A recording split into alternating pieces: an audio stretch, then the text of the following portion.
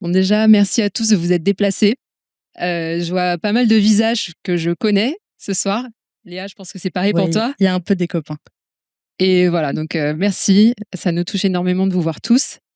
On va essayer ce soir de répondre ensemble à cette question. Est-ce que nous sommes des talents sans pouvoir? Mais avant de démarrer, on va brièvement se présenter puisque vous ne nous connaissez pas tous.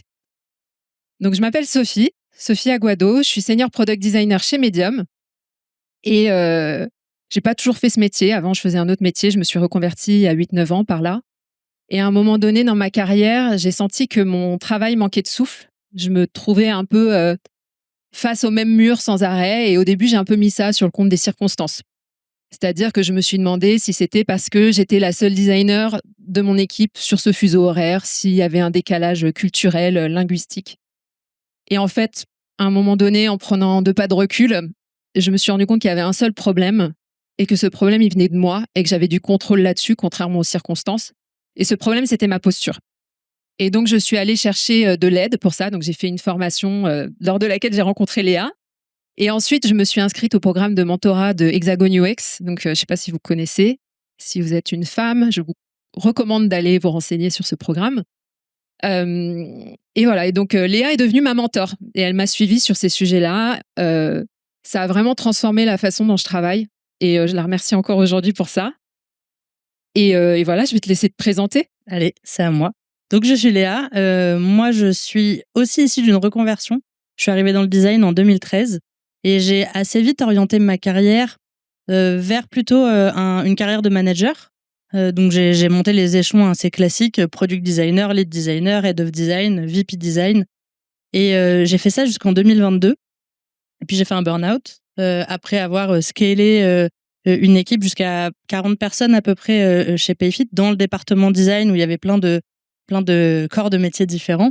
Je me suis pas mal exposée entre 2013 et 2022 à tous les sujets de pouvoir d'influence.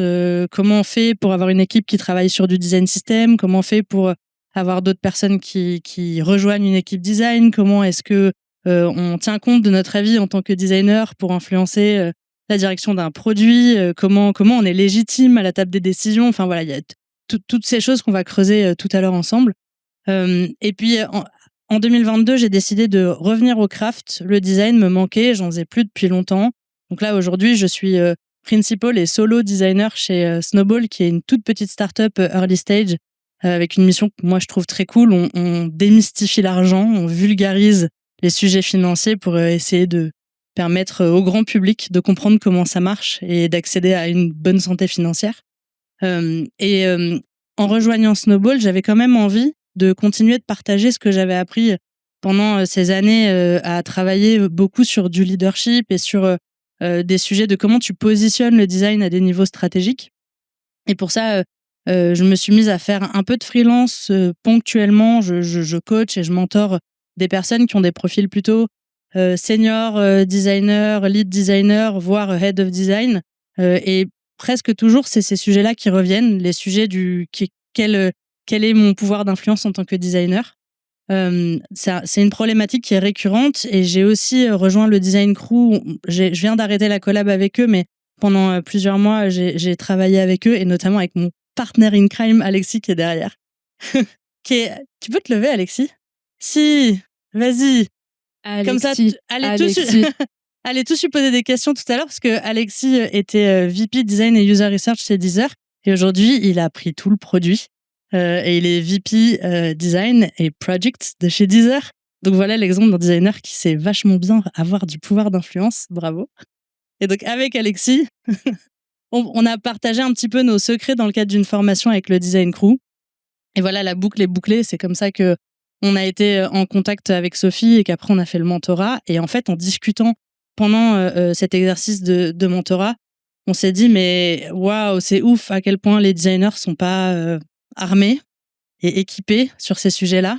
Et bon, bah il y a de quoi en faire un talk. Donc nous voici ici avec vous ce soir. Alors, on va commencer par une petite expérience. On est toutes seules à être debout, mais là, si vous êtes designer, on voudrait que vous vous leviez, s'il vous plaît. Et derrière designer, vous pouvez mettre ce que vous voulez.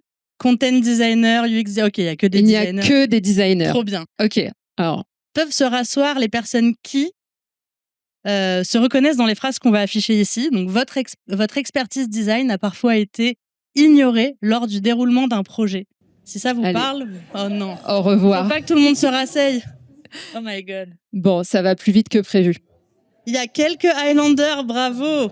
Voilà, les survivants. Il nous en reste 3.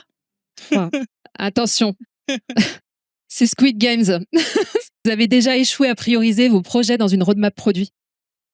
Bon, il n'y a plus personne. Voilà, le point est démontré. Il restait une dernière question. Il y avait une dernière phrase au cas où il restait quelques survivants. Et voilà, s'il y avait eu des survivants, on les aurait mis... Tout le monde se serait assis. On les aurait mis à contribution à la fin de la presse. Donc voilà, rassurez-vous, on ne fera pas intervenir les gens à l'improviste. Pourquoi ce talk? Bah voilà. À la base, on s'était dit, ceux qui resteront debout, on les invitera à rester pour le Q&A et puis même après le talk pour qu'on continue de discuter avec tout le monde et tout. Mais on va essayer de se soutenir les uns les autres parce que voilà, c'est un vrai sujet. Une cellule de crise à la place. Avant de se jeter dans quelle solution nous on a identifié avec Sophie, parce que bien sûr vous allez, on espère, partir avec des takeaways ce soir et des idées de choses que vous pourrez essayer de mettre en place de votre côté pour avoir un pouvoir d'influence incroyable. Mais avant d'en arriver là, on a commencé par se dire mais comment on en est arrivé à ça en fait? Comment se fait-il qu'aujourd'hui, dans la majorité des organisations, le design d'emblée a moins de pouvoir d'influence, de légitimité à la table des décisions que la tech ou que le produit? Pourquoi? Donc on va démarrer par un constat. Alors, pour ma part, et pour celle de Léa, j'ai fait une école de design et c'était vraiment le kiff. C'était super grisant. On parlait de design, on était entouré de designers, on baignait dans le design. On apprenait à recevoir un brief et à partir de là, à se défoncer pour faire la meilleure solution possible, challenger ce brief, etc. Notre vie tournait autour du design. Et un jour, donc c'est peut-être votre histoire d'ailleurs, vous allez peut-être vous identifier dans ce que je raconte. Un jour, on décroche le premier boulot, c'est super, il y a quelqu'un qui nous donne notre chance, c'est formidable. On arrive en entreprise, et là, c'est pas pareil. On se retrouve dans un environnement multidisciplinaire, notre centre de gravité se déplace, on se rend compte qu'on est obligé de faire énormément de concessions. Pourquoi? Pour plein de raisons, parce que on est perçu comme la personne qui va donner un petit look sympa aux écrans sur lesquels on va travailler. Ou alors on adore la UX, on trouve que c'est super important la design QA, mais désolé, là on est un peu speed, on verra ça pour le prochain projet. Ou alors, je sais pas, on discute des priorités, des projets, et là il y a un stakeholder qui arrive, qui prend un fast-pass, qui balance son idée, et puis l'idée ça devient la nouvelle priorité. Et donc s'ouvre à nous un monde de frustration et un monde de décalage. Et donc designer junior, tout passionné qu'on est de partager tout ce qu'on sait, la tentation peut être de vouloir donner un cours magistral de design pour embarquer ses collègues.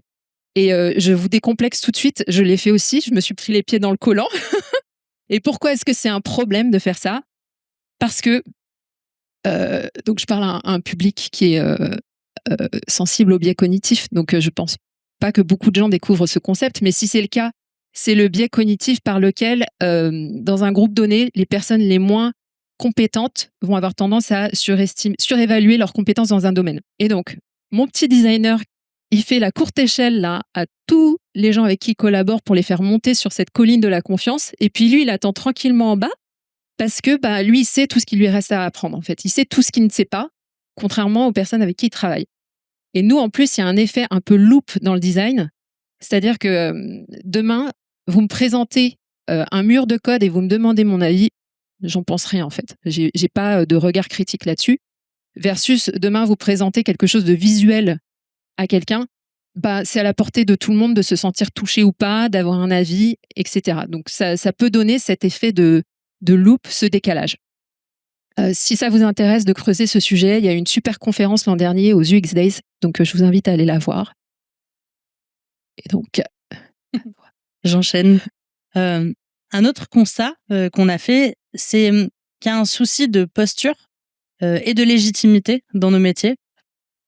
Les dés sont un peu pipés dès le départ. Tout à l'heure, on parlait de quand on démarre dans notre carrière, notre formation de designer. Et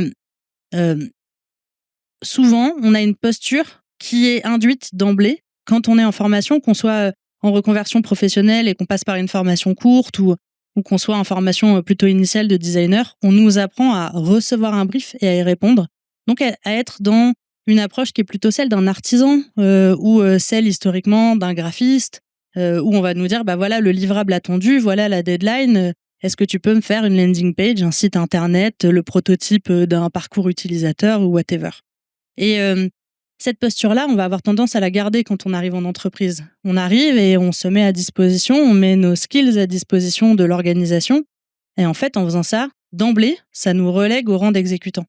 Et ça nous positionne d'emblée un peu en bout de chaîne de production, juste avant les devs. C'est-à-dire que les décisions stratégiques, elles ont été prises en amont avec les décideurs. Les chefs de projet, product manager, product owner, quel que soit l'organe dans lequel vous êtes, vont avoir cadré le truc, des fois jusqu'à avoir déjà défini la solution. Puis on arrive, on vous dit, il faut que tu fasses ça. En gros, que tu pisses des maquettes Figma et que tu fasses du coloriage. Et puis à la fin, on vous dit, bon, l'expérience, elle est pas ouf quand même, l'engagement, nanana. Et en fait, vous savez, au moment où vous le faites, que si vraiment vous vouliez faire un truc game changer, il aurait fallu arriver beaucoup plus en amont parce que peut-être qu'on s'adresse pas à la bonne audience, peut-être que le parcours, il est pas bien orienté, peut-être qu'on répond pas exactement au bon problème. Mais en fait, pour pouvoir pousser ça, il aurait fallu être beaucoup plus tôt dans la chaîne décisionnelle où il aurait fallu que vous soyez embarqué dans le projet beaucoup plus en amont.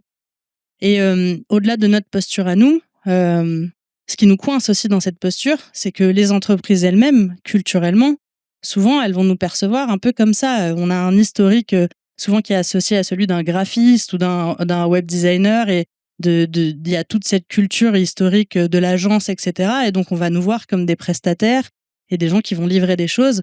Et dans l'orga, souvent, personne ne nous attend sur de la stratégie. C'est pas forcément un réflexe pour l'orga de venir nous voir et de nous demander ce qu'on pense de la vision, ça arrive de plus en plus, mais quand même, en particulier en France, dans la majorité des organisations, le design, soit c'est un peu un studio à part, soit même s'il est imbriqué dans la culture produit, en fait, en vrai, c'est plutôt entre le produit et le top management que tout se joue. Et donc, pour pouvoir sortir de là, il faut réussir à sortir de cette posture d'artisan ou d'exécutant. Et pour arriver à faire ça, encore faut-il se sentir légitime de le faire. Et la légitimité, c'est pas évident. Et en plus, c'est pas à la portée de tout le monde. Il y a un archétype du designer qui existe. Je vous préviens tout de suite, je ne vise personne, parce que des fois, quand je dis cet archétype, les gens me disent « Ah ouais, c'est machin », mais en réalité, il y en a plein des designers comme ça. Moi-même, j'en ai recruté des gens comme ça, j'ai bossé avec des gens comme ça, j'en connais. Donc, il y en a qui existent, mais je vais vous décrire un persona. Ils sont plusieurs derrière ce persona. Il y a un archétype. L'archétype du designer, en tout cas surtout du product designer, je parle surtout plutôt de cette branche-là. Mais quoique, il y a quelques brand designers qui peuvent se reconnaître là-dedans. Souvent, c'est un jeune homme, blanc, habillé assez propre sur lui, plutôt minimaliste, mais en fait, ses fringues sont assez chères, qui a une esthétique plutôt dark mode, avec des effets de néon en background, ou alors un peu d'effet de glassmorphisme. C'est quelqu'un qui a une grosse culture produit, souvent qui a un beau portfolio, super beau compte Dribbble, qui va faire des UI hyper léchés, qui adore Apple. Ça, c'est l'archétype du designer. C'est-à-dire que quand moi, j'ai un ADN plutôt startup, scale-up, donc c'est mon biais. En tout cas, dans mon environnement à moi, quand on recrute un designer et qu'on veut une superstar du design, et je vous jure que j'ai entendu ce terme-là plein de fois chez des recruteurs, c'est un peu ça qu'on attend. Et donc, plus on colle à ce cliché, plus ça va être facile de porter sa voix. Parce qu'en fait, c'est complètement implicite, mais vous renvoyez déjà d'office un peu on dit que l'habit ne fait pas le moine, mais en vrai, vous avez un peu ça, quoi. La tête, ce que j'appelle, avec des gros guillemets, la tête de l'emploi. Plus vous vous éloignez de cet archétype, plus c'est difficile, ça met des freins. Que ce soit conscient ou inconscient, mais en fait, on a un peu moins cette image du designer un peu fancy. Et en particulier pour les femmes, il n'y a pas que les femmes qui sont concernées, mais chez les femmes, c'est vraiment beaucoup plus fort. Le syndrome de l'imposteur, il va être démentiel. Et je vous parle vraiment en connaissance de cause, parce que depuis que j'ai démarré dans le design, j'ai dû faire passer peut-être des centaines d'entretiens. J'ai recruté des dizaines de personnes, j'ai managé des dizaines de personnes, des femmes, des hommes, des personnes qui correspondaient à cet archétype et d'autres qui n'y correspondaient pas. Et j'ai vraiment vu la différence dans les process de recrutement, mais aussi pendant le management dans mes équipes. J'ai vraiment vu la diff entre les gens qui collent au plus près de cet archétype et en fait, qui n'ont pas besoin de se poser la question de s'ils ont le droit d'être là, s'ils sont légitimes. C'est-à-dire qu'ils arrivent en tant que designers, ils sont perçus comme designers légitimes, et puis ils ont des idées, des convictions, ils y vont, ils les poussent. Et souvent, ça va déstabiliser un peu leur gars sur le moment, mais très vite, on va se dire « Ouais, c'est trop stylé en fait, quand un designer, il remet un peu en question la vision, la strat, les insights sont intéressants et la personne va être écoutée. » Mais j'ai aussi vu, notamment dans le cas du coaching et quand je manageais en direct les femmes, beaucoup de femmes qui vont être très smart, qui vont avoir une compréhension hyper poussée du business et qui seraient hyper légitimes de porter leur voix. Mais d'abord, il va y avoir toute une étape qui est est-ce que j'ai le droit? Est-ce que je marche pas sur la plate-bande des gens? Excusez-moi de donner mon avis. J'y vais à petits pas. Je tends un peu des perches et puis si on me prend pas, bah finalement je fais un pas de côté. Ah mais je comprends pas pourquoi on perçoit jamais ma valeur dans l'entreprise et pourquoi c'est mon collègue le PM qu'on écoute et moi on m'écoute jamais. Mais en fait à chaque fois que je parle, je m'excuse de prendre la parole. Et puis en fait, il y a tout un travail de posture qui va nous, parce que je me mets vraiment là-dedans et je suis passée par ces trucs-là, qui va nous enfermer et qui va nous mettre soit des freins, soit carrément nous bloquer pour pouvoir avoir un réel pouvoir d'influence. Je vous donne une anecdote pour illustrer mon propos. Il y a 2 ans à peu près, j'ai coaché une femme qui est Head of Design et on démarre le coaching et elle commence un peu à m'expliquer son environnement, les équipes avec lesquelles elle bosse, etc. Et j'ai en face de moi quelqu'un franchement d'hyper solide. Elle a très bien compris les enjeux de sa boîte, les enjeux business, elle connaît très bien son équipe, elle a une vraie ambition pour scaler sa team, elle sait comment la placer dans l'organigramme, elle a identifié ses alliés, elle a une vraie stratégie et elle a une ambition et en plus elle a envie d'aller au-delà de juste scaler le produit en l'état, elle a vraiment envie d'apporter quelque chose de game changer dans l'orga. Mais ça crante pas avec le top management. Et donc on démarre le coaching et elle me dit moi mon premier problème c'est mon rapport avec mon CPO, à qui je reporte. Je suis là, je suis à sa dispo. Moi, je suis dans les starting blocks. Là, mon équipe, elle est chaude. On a envie vraiment de délivrer, d'apporter de la valeur. Mais je comprends pas ce qu'il veut. Les objectifs changent tout le temps. Les priorités sont pas claires. Il m'explique pas ce qu'il attend de nous. Et nous, au design, ça nous rend complètement fous et on a l'impression qu'on a vachement de mal à délivrer de la valeur. Et je comprends pas quoi, comment ça doit marcher. Et puis quelques jours plus tard, le fameux CPO me contacte et me propose qu'on fasse un call que lui et moi, parce qu'il a un peu des inquiétudes vis-à-vis de cette personne. Et en fait, il démarre le call en me disant, je suis pas sûr qu'elle a les épaules, quoi. Je pense qu'elle va pas être capable de scale l'équipe comme on attend. Je suis pas sûr qu'elle soit à la hauteur du poste. Et il y a un décalage de fou entre ce que moi j'ai vu dans le cadre du coaching et le niveau d'ambition et d'intelligence que j'ai vu chez cette personne et la perception qu'a le CPO. Et en fait, en grattant un peu, il finit par me dire, elle passe son temps à me demander ce que je veux. Elle me demande quels sont les objectifs, elle me demande quelles sont mes attentes, mais elle est head of design, ça veut dire quoi? Qu'elle a pas de vision, elle a pas de stratégie. C'est à elle de me pousser ça. C'est à elle d'arriver et de me proposer.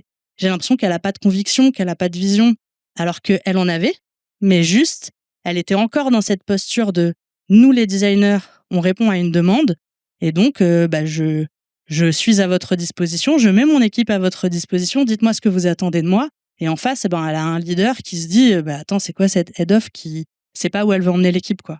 Et le shift, il a été incroyable quand juste on a travaillé là-dessus dans le coaching à partir du moment où elle a pris conscience que c'était OK en fait, qu'elle avait le droit d'arriver et de dire voilà mon plan, voilà ce que je propose, voilà ce en quoi je crois et après on en discute, on verra si ça passe ou pas, mais j'y vais.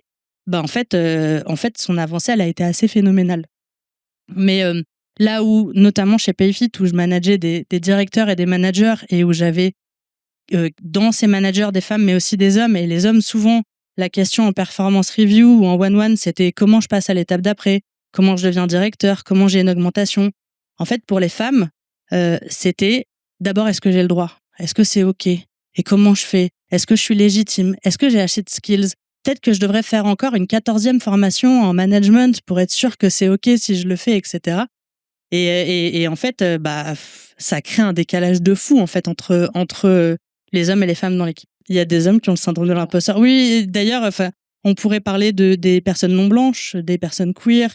Il y a plein En fait, c'est pour ça que j'ai commencé par parler d'archétypes, c'est que vraiment, je pense qu'il y a un archétype auquel on colle ou on ne colle pas, et plus on s'en éloigne, plus on n'a pas la tête de l'emploi avec des gros guillemets, plus on va être confronté à ça, en fait, au propre regard qu'on porte sur soi et au regard que l'orga, elle porte sur nous. Je vous partage ce schéma que j'ai vu dans un bouquin qui s'appelle Why Design is Hard, et je vous en reparlerai à la fin de la conférence parce que c'est une super ressource et je le trouve hyper parlant.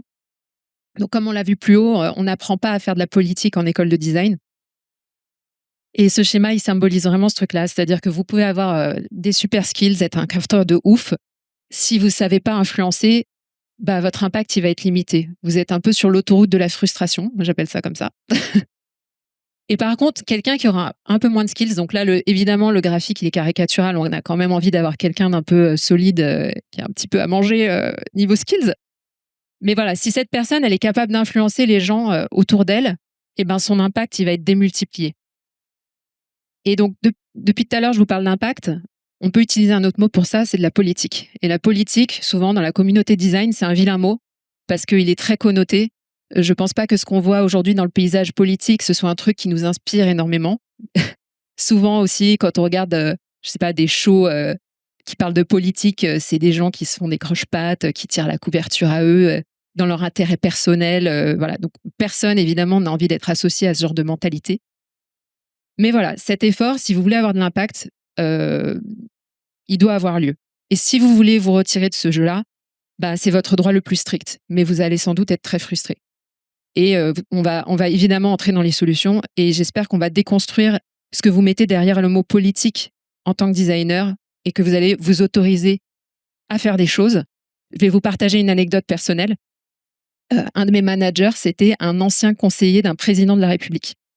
Conseiller au numérique. Il a mis ce président sur Twitter et tout. Et un jour, j'étais dans son bureau et j'étais en train de me lamenter sur ces histoires d'influence et je me culpabilisais d'essayer de mettre en place des choses, etc. Et en fait, il m'a tout de suite arrêté. Et j'espère que cette anecdote va vous inspirer et que vous allez vous sentir adoubés, voilà, tous et toutes autorisés. Voilà. Il m'a dit, mais Sophie, là, on est en entreprise. Niveau politique, on joue aux osselets.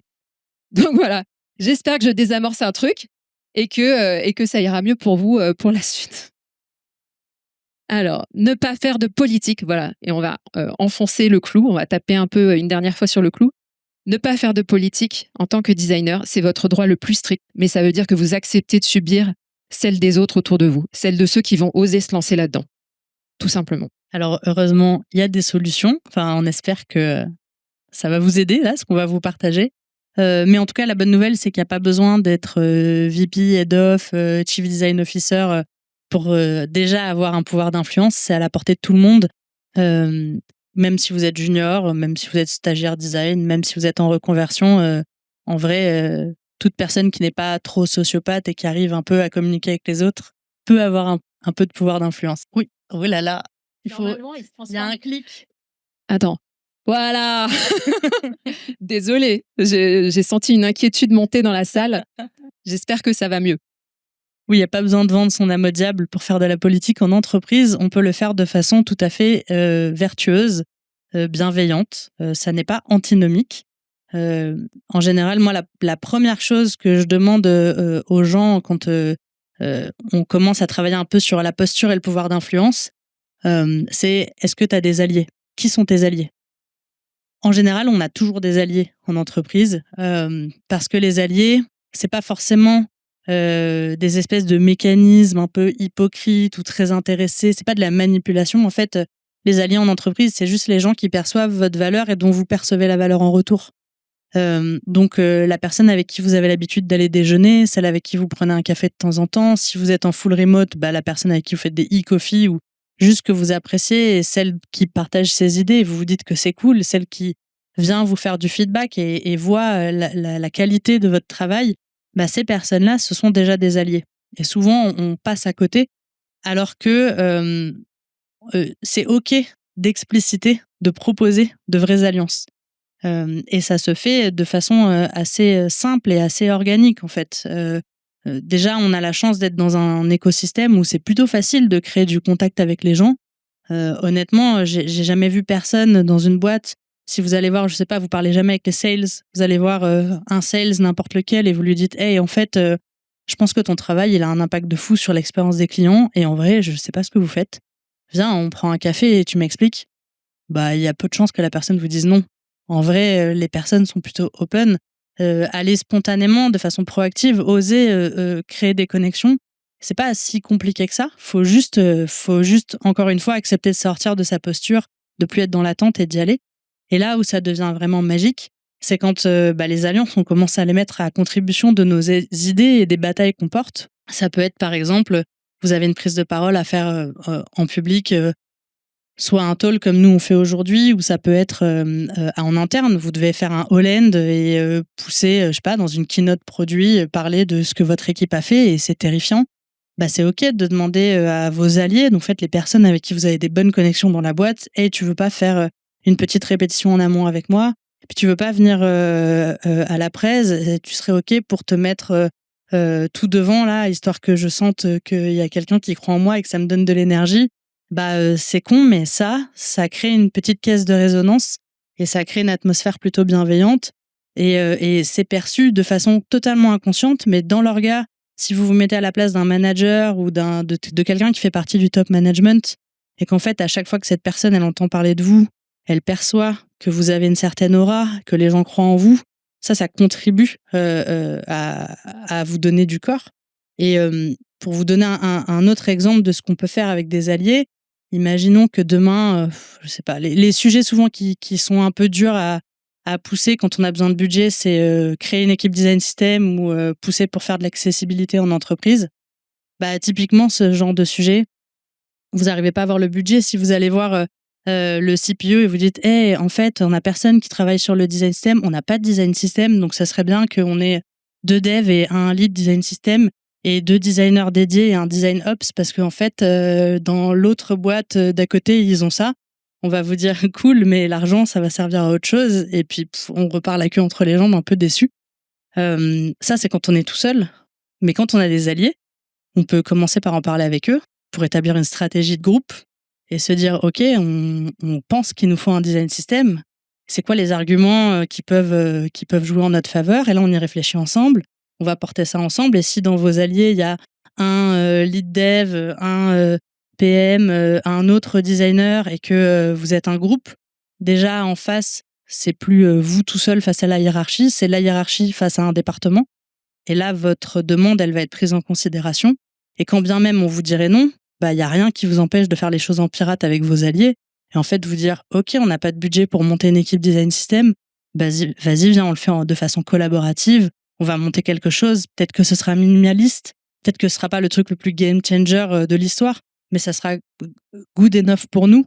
Allons-y, quoi. Donc, les alliés, ça permet de concrétiser des choses, de gagner des batailles et en fait, petit à petit, par ricochet, de commencer à étendre sa force de frappe. On va rentrer un peu dans le détail de comment développer ces alliances.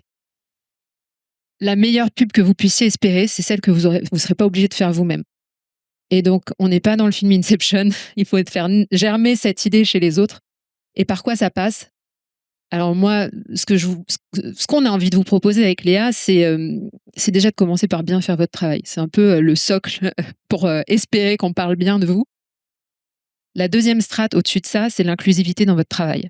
C'est-à-dire que une des règles qui font que les gens vont parler bien de vous, c'est qu'ils vont se sentir inclus dans votre travail de designer. Il n'y a pas de mic drop où vous révélez votre travail après avoir bûché dessus et vous êtes super fier de vous. Être inclusif quand on design, ça veut dire présenter les étapes régulièrement, très tôt, même si c'est foireux, même si c'est moche, à ses collègues, demander du feedback.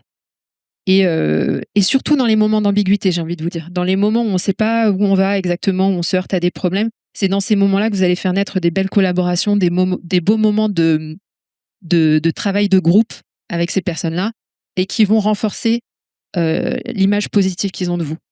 Vous n'avez pas idée en fait du nombre de personnes que j'ai rencontrées, parce que il m'arrive de me rendre dans les bureaux de personnes de mon réseau pour parler aux équipes et en fait vous n'avez pas idée du nombre de personnes qui, sur leur route, ont croisé des designers qui font des trucs dans leur tour d'ivoire et qui, un beau jour, font une espèce de keynote pour présenter leur taf. Et c'est pas comme ça que ça marche, en fait. C'est pas comme ça que ça marche si vous voulez être influent. Mais il va falloir mouiller la chemise. Être influent, c'est aussi, en tant que designer, être bon en marketing. Et donc, là, je vous invite à ne pas être timide. Et encore une fois, je vous adoube. On vous autorise. Voilà, si vous avez un win, il faut absolument que vous le marketiez. Il faut... je suis désolée, je suis hyper dans l'injonction, mais c'est plus une invitation. Vraiment, j'ai envie de vous booster là-dessus, de vous donner confiance. Vous avez le droit de le dire sur Slack, dans un all hands où on ouvre le mic pour que chacun puisse faire une annonce, ou de réclamer un spot, pareil pour un all hands, pour parler de vos succès en équipe. Et tout ça, ça va vous aider à participer de ce rayonnement et à montrer que vous savez parler, mesurer votre travail. Voilà. Alors, transition très sommaire pour dire, vous avez tout ce qu'il faut pour réussir à influencer les personnes autour de vous. Il y a un truc qui est vraiment dément quand on y réfléchit, c'est que dans votre travail au quotidien, je suis persuadée que vous passez un temps pas possible à essayer de comprendre ce qui se passe dans le cerveau de vos utilisateurs, à comprendre ce que c'est leur pain point, ce que c'est leur jobs to be done, ce que sont leurs motivations. Donc, tout ça, c'est un truc que vous faites déjà. Et qu'est-ce qui vous empêche d'aller faire ça pour vos stakeholders, pour les personnes avec lesquelles vous travaillez au quotidien? Qu'est-ce qui vous retient de le faire?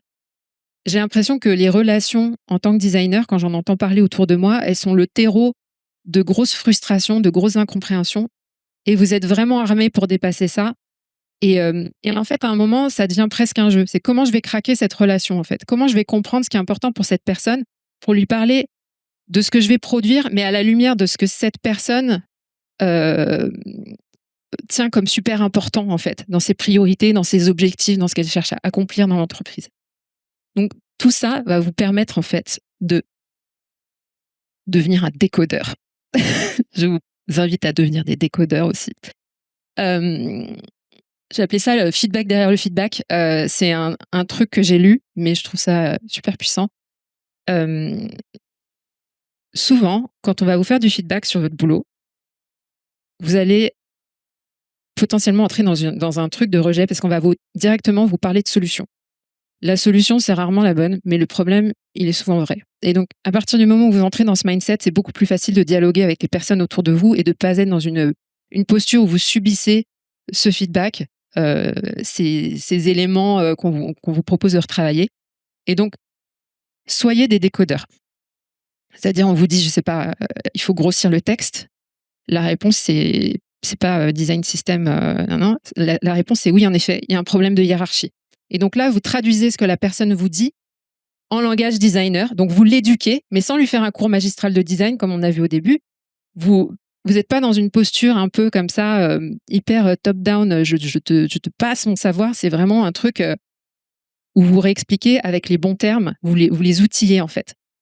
Et à l'inverse, maintenant que vous avez fait ce travail de UX designer, vous êtes capable de parler de votre travail dans des termes que cette personne va comprendre. C'est-à-dire, il y a des personas, en fait, quand vous parlez autour de vous, de vos projets. Il y a le personnage, je sais pas, du PM. Et le PM, ce qui va compter à ses yeux, ça va être le scope. Ça va être que la deadline, elle bouge pas trop, etc. Donc, cette personne, vous allez faire ce travail pour la rassurer et pour lui montrer que vous avez tenu compte de ces choses-là quand vous travaillez. Vous allez parler à un ingénieur, lui, ce qui va l'intéresser, lui ou elle d'ailleurs, pardon, excusez-moi, je dis lui, mais évidemment. Et ce qui va l'intéresser, ça va être la faisabilité. Donc, vous allez traduire ce que vous dites en termes de faisabilité pour cette personne. Vous allez parler à je sais pas, un stakeholder qui est obsédé par le churn. Bah, évidemment, si vous allez pousser une idée ou présenter un projet, vous allez bien appuyer là-dessus pour essayer de susciter de l'adhésion. Sans transition. Sans transition, une nouvelle fois. Vous nous excuserez. On a pas mal creusé le fond, la forme compte aussi. Et quand on parle de la forme, moi je trouve que on a le storytelling, c'est hyper puissant. Savoir raconter des histoires aux gens, pas les bullshiter, mais vraiment les embarquer dans une narration, dans un récit, savoir être un peu immersif, savoir leur faire ressentir des émotions. Sauf que souvent, quand on est designer et qu'on veut pousser des idées et convaincre, on a tendance à faire. Alors, j'ai fait 25 tests utilisateurs.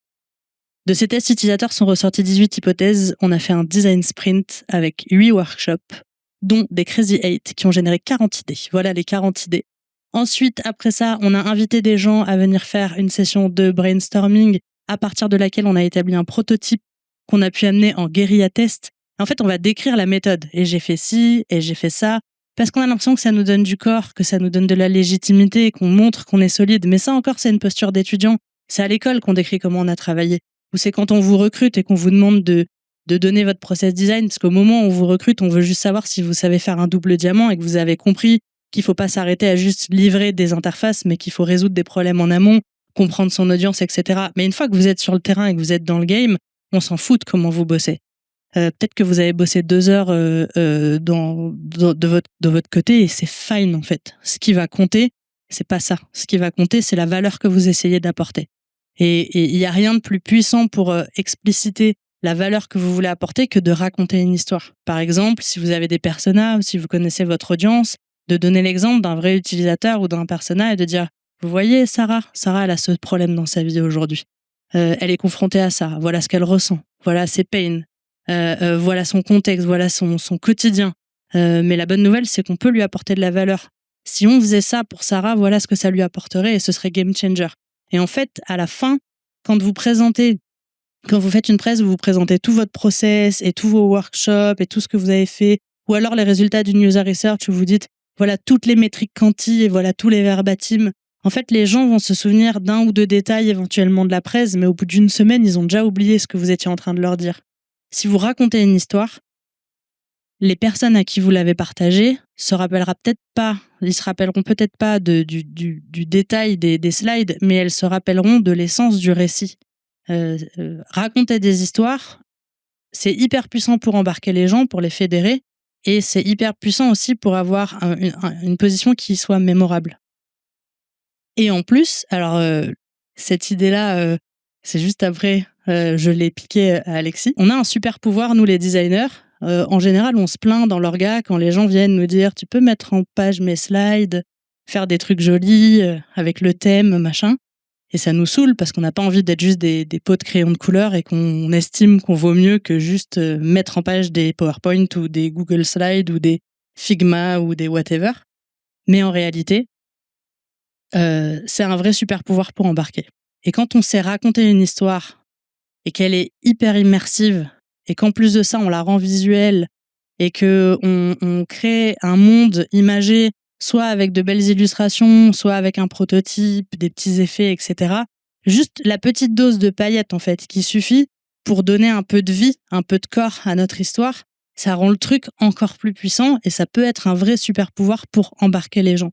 Et des fois, juste savoir raconter une bonne histoire avec la bonne dose de paillettes, même si derrière vous avez rien, bah, ça peut suffire à ce qu'on se dise « Waouh, ils sont trop forts au design, ils ont tout compris. » Alors qu'en fait, on est juste en train de partager des learnings un peu obvious, mais ça passe tellement mieux que de faire la liste de tous les workshops et tous les exercices qu'on a fait en amont. Ça peut aussi passer par des... Pardon, je rajoute un truc qui n'est pas prévu. Rebondir. J'improvise. Ça peut passer aussi par oser, dans une réunion, se lever, monter au paperboard et essayer de synthétiser visuellement ce que les autres sont en train de dire. Je pense que dans la salle, il y a énormément de gens qui ont une intelligence visuelle et qui travaillent avec des gens qui n'ont pas cette intelligence-là. Et en fait, ça permet aussi de synthétiser des problèmes très complexes. Et c'est vraiment une force que vous avez et un truc qui peut vous faire vraiment marquer des points auprès des gens qui travaillent avec vous. Je vous parle d'un autre concept, la Trust Bank. Est-ce qu'il y en a qui ont déjà entendu parler de ça? Non? Ok. Donc, c'est un concept qui est développé dans un livre qui s'appelle The 7 Habits of Highly Effective People. C'est un concept qui parle de la confiance entre les personnes, donc pas que dans le monde du travail. La confiance que vous allez développer réciproquement avec les personnes qui travaillent avec vous, c'est comme un placement. C'est un livret A, ok? Et donc, un livret A, qu'est-ce qu'on fait? On fait des dépôts, on fait des retraits. Et donc, dans la vie professionnelle, il y a des actions que vous allez faire qui vont vous faire monter le cash dans votre trust bank. Vous allez aider un de vos alliés à marquer un win, par exemple. Okay, il va avoir une victoire, ce sera grâce à vous parce que vous étiez là, vous l'avez soutenu, etc. Il y a des jours où vous allez vous vautrer ou alors vous allez vouloir gagner une bataille à tout prix et là, votre cash, il va descendre. Et donc, une fois qu'on a compris ça, on est toujours dans cette idée de comment je craque la relation pour essayer de pas trop me retrouver dans le rouge et puis qu'on continue de me faire confiance encore et encore sur des choses de plus en plus importantes. Et là, pareil, je peux illustrer ça avec une anecdote personnelle. J'ai une PM avec qui je travaillais et je me suis aperçue que dès qu'on faisait des points d'équipe, j'étais tout le temps en opposition vis-à-vis d'elle. Et donc mon cash, il descendait, il descendait, il descendait. Et je me suis rendu compte que j'allais me retrouver dans le rouge et que je pouvais peut-être pas me permettre d'être dans le rouge vis-à-vis de ma PM. Donc, je suis allée la chercher et je lui ai dit, voilà, je constate que quand tu parles des nouvelles choses sur lesquelles on va travailler, des orientations pour notre équipe, je suis souvent en désaccord avec toi devant le reste de l'équipe. Et moi, ce que je voudrais, ce serait plutôt qu'on parle d'une même voix. Et pour ça, j'ai besoin que tu m'impliques avant, qu'on s'en parle en amont et que ces retours, je puisse te les faire en privé et qu'ensuite, on arrive ensemble pour parler de ces choses-là. Et donc, demain, si vous arrivez face à quelqu'un et que vous lui tenez ce discours-là, je ne vois pas comment cette personne peut rejeter cette main tendue, en fait. C'est hyper puissant. Et donc, évidemment, ça a vraiment changé la dynamique de notre relation. Et j'ai dit la dynamique ou la dynamique ? La dynamique. Et voilà, ça a vraiment assaini les choses. Ça m'a permis aussi d'avoir mon mot à dire plus tôt parce qu'elle a compris son intérêt de m'impliquer en amont sur les éléments qu'elle souhaitait présenter. Voilà, donc ça marche. Il y a cependant des pièges à éviter. On vous a partagé un petit peu toutes les solutions les plus obvious qui nous apparaissaient. Et j'espère que là, vous vous dites, c'est trop bien. Demain, je vais faire une presse en Hollande. Je vais leur raconter des histoires, je vais jeter des paillettes. Je vais embarquer tout le monde, ça va être un truc de ouf. Ça y est, j'ai compris. Feedback derrière le feedback, je vais décoder. Toute la relation avec mon PM, elle va changer. Mais en fait, j'ai 18 alliés, je le savais même pas. Enfin voilà. C'est bon, vous êtes prêts, quoi. Et donc là, en général, c'est le moment où il y a un piège qui nous pointe le bout de son nez. Et c'est un truc qui est assez récurrent. En tout cas, moi, quand je commence une relation managériale avec quelqu'un, du temps où j'étais manager, ou alors aujourd'hui, quand j'amorce un coaching ou un mentorat, souvent les personnes se disent, c'est bon, ça y est, ça va tout changer. Aujourd'hui, on me voit que comme un pot de crayon de couleur. Demain, moi, je fais partie du board et je donne mes idées et les roadmaps. Là, il n'y a plus rien qui va se faire sans moi. Et puis, on va m'intégrer dans les processus de décision, etc. Bon, bah évidemment, il y a un peu des steps. Alors, on peut essayer de faire ça. Hein. Mais le risque, en fait, si on y va en mode cow-boy, c'est que les gens vous regardent dans leur regard en se disant que veut cette personne que nous ne connaissons pas, retourne faire du coloriage. Donc, en fait, tout ça, les alliances, la trust bank, les relations de confiance, le fait d'avoir un effet de résonance comme ça où les gens vont faire écho à vos convictions, rendre votre valeur perceptible, ancrer les histoires que vous allez raconter pour que le narratif il s'imprègne dans l'orga et que les gens commencent vraiment à adhérer au discours, ça se fait petit à petit, ça se fait pas du jour au lendemain. Et donc moi en général ma recommandation c'est de commencer palier par palier, de choisir ses batailles et de pas aller direct sur la grosse bataille parce que si on se casse les dents dessus, en fait on se tire une balle dans le pied, on perd des points de crédibilité, on repart en arrière et c'est encore plus dur, derrière faut sortir les rames. Alors que si vous démarrez sur des petits scopes, le danger il est moindre et ça vous permet en fait de vous renforcer, de vous aguerrir. Donc si vous démarrez déjà à l'échelle du projet sur lequel vous bossez vous, mais que déjà, je sais pas si votre combat c'est l'accessibilité, rien ne vous empêche déjà d'améliorer l'accessibilité juste sur le projet sur lequel vous bossez. Ça sera pas tout le produit, ça sera pas toute l'orga, ça sera pas la hauteur de vos ambitions, mais ça sera déjà un premier step. Si vous aimeriez qu'un jour il y a un rebranding qui se fasse dans l'orga, avant d'en arriver là, peut-être que vous pouvez commencer juste par créer un peu une alliance entre les équipes qui travaillent sur le produit, le service et les équipes brand et de commencer à injecter des petites choses dans l'expérience du client. Ça commence par des petites choses et en fait, la magie du truc, c'est que vous commencez avec un succès, vous le faites un peu rayonner, vous le rendez un peu visible dans l'orga et là on se dit « Putain, c'est cool ce qu'ils font au design ». Et donc la prochaine fois, on croit un petit peu plus en vous et donc on vous laisse un scope un petit peu plus large. On remet un petit peu moins en question l'approche. Et du coup, vous gagnez en liberté, en marge de manœuvre. Et puis, la fois d'après, vous allez sur un truc un peu plus gros, et un peu plus gros, et un peu plus gros. Et après, vous êtes comme Alexis, vous dirigez toute l'équipe produit et design de Deezer. Donc, ça se fait petit à petit. Et l'autre avantage de ça, c'est que si les premières initiatives marchent pas, c'est pas très grave, c'est à une petite échelle. on apprend, et puis la fois d'après, ça passera, quoi. L'approche que je recommande pour ça, c'est d'être un peu pirate. Alors, ça m'a déjà joué des tours. J'ai en tête un designer avec qui j'ai pas travaillé en direct, mais à l'époque, je disais work like a captain, play like a pirate. J'adorais cette phrase. Et je poussais les gens à être des gros pirates. Et moi-même, j'étais vraiment en mode vas-y, pirate et tout.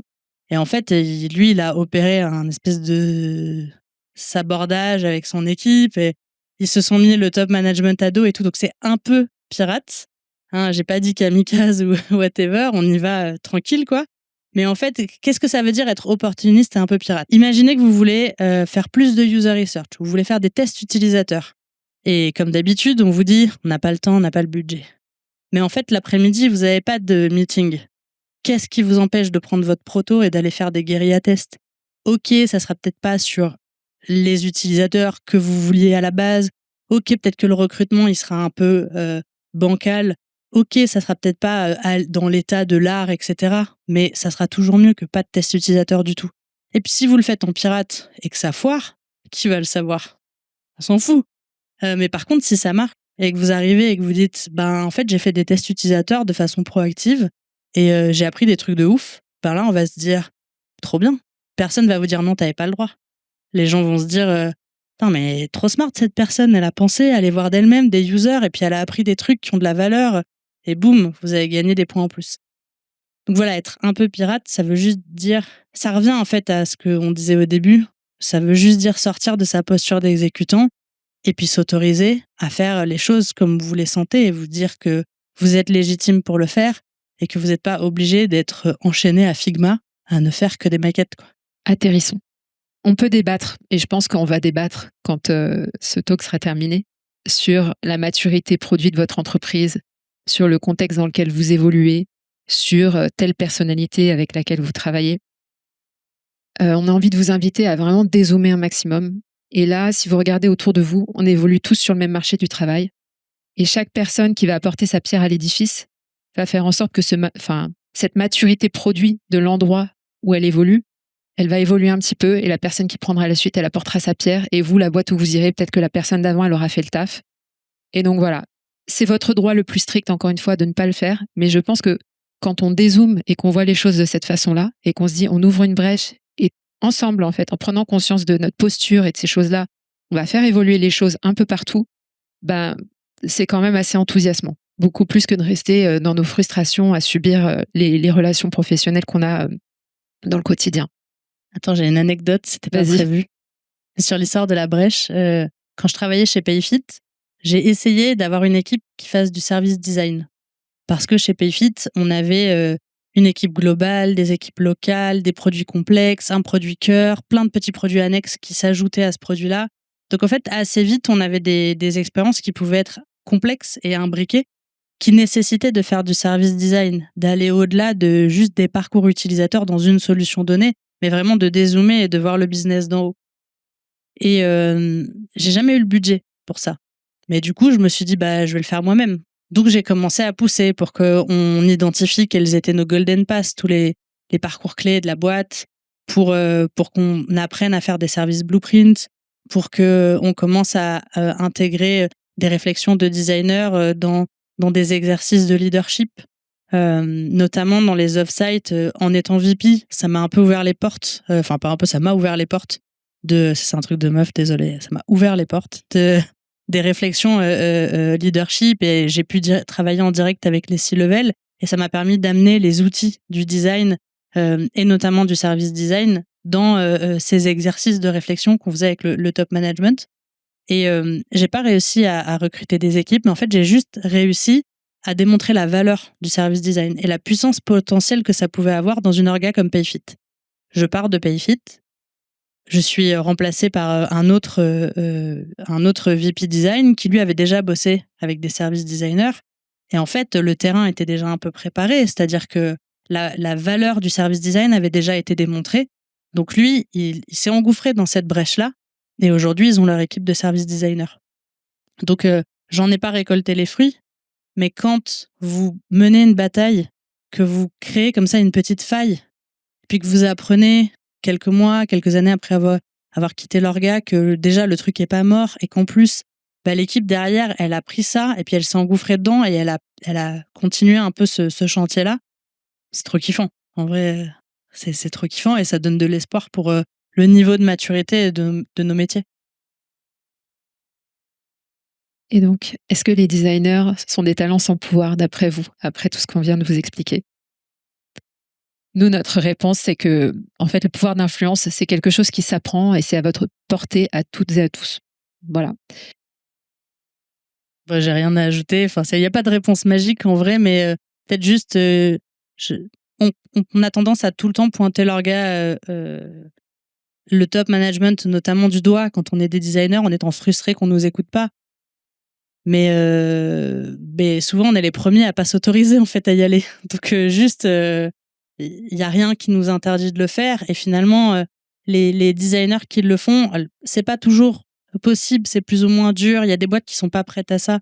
On pourra peut-être en parler dans le Q&A après, mais il y a un sujet aussi des boîtes dans lesquelles vous choisissez de faire ça. Et il faut pas aller brûler son énergie et se consumer. Enfin, franchement, il y a des entreprises, elles ont pas de culture design, elles auront pas de culture design et des fois, ça sert à rien d'aller vous battre pour ça. Mais c'est aussi pour ça que c'est important de démarrer petit, d'y aller par palier. Mais à partir du moment où vous autorisez à le faire, si vous êtes dans un terrain où il y a cette ouverture d'esprit-là, où il y a aussi beaucoup d'entreprises qui demandent que ça, en fait. Juste qui savent pas comment faire et qui vous interdiront pas de prendre les rênes et puis d'y aller, quoi. On a des ressources à vous soumettre. Alors moi, j'ai mis le nez là-dedans et punaise, ça me passionne. Je lis plein de trucs là-dessus, sur Medium, j'écoute des podcasts, tout ça, machin, je teste des trucs. Mais si je peux vous suggérer 2 ressources, il y a Why Design is Hard, qui est un livre hyper récent, il est épais comme ça, le truc il fait 100 pages, vous n'en ferez qu'une bouchée. C'est un livre qui est un peu violent, mais je pense que c'est un livre qui est nécessaire quand on est designer, qui fait beaucoup de constats sur les désillusions qu'on a en tant que designer. Il y a un concept qui est super intéressant, qui est évoqué, qui s'appelle les gravity problems. Et en fait, il y a des problèmes sur lesquels vous n'avez pas de prise. C'est comme ça et puis c'est tout. Et donc, en fait, on va essayer de se concentrer sur les problèmes sur lesquels vous pouvez avoir prise et sur lesquels vous pouvez travailler. Et donc, ce livre, il développe vraiment ça. Et le petit schéma avec les gobelets qu'on a vu tout à l'heure, il est issu de celui-là. Et ensuite, il y a Articulating Design Decisions. Et donc, celui-là, pareil, les cultes, je pense qui l'a lu dans la salle? C'est bien. Donc, ce livre, je vous explique, c'est un livre qui va vous apprendre à susciter l'adhésion quand vous présentez votre taf. C'est vraiment la boîte à outils de comment demain, j'arrive dans une design critique, je présente mon travail et j'embarque tout le monde. Et comment je reçois le feedback, qu'est-ce que j'en fais? Voilà, tout ce truc-là. Et ce qui est vraiment super dans ce livre, c'est que le dernier chapitre, il est un peu en miroir. Et c'est un chapitre qui est à destination des stakeholders pour leur apprendre à travailler avec des designers, pour développer leur empathie vis-à-vis des designers. Donc voilà, il est formidable aussi. Alors je suis désolée, les 2 sont en anglais. Donc anglais LV2, je suis désolée. Voilà. Mais ils sont top, vraiment, je vous les recommande. Et ma reco à moi, c'est pas un bouquin, c'est une série. Qui a déjà vu Mad Men? Ah ouais, bon je vous donnerai un autre exemple la prochaine fois que je ferai cette presse. Pour celles et ceux qui n'auraient pas vu Mad Men, il y avait très peu de mains pas levées.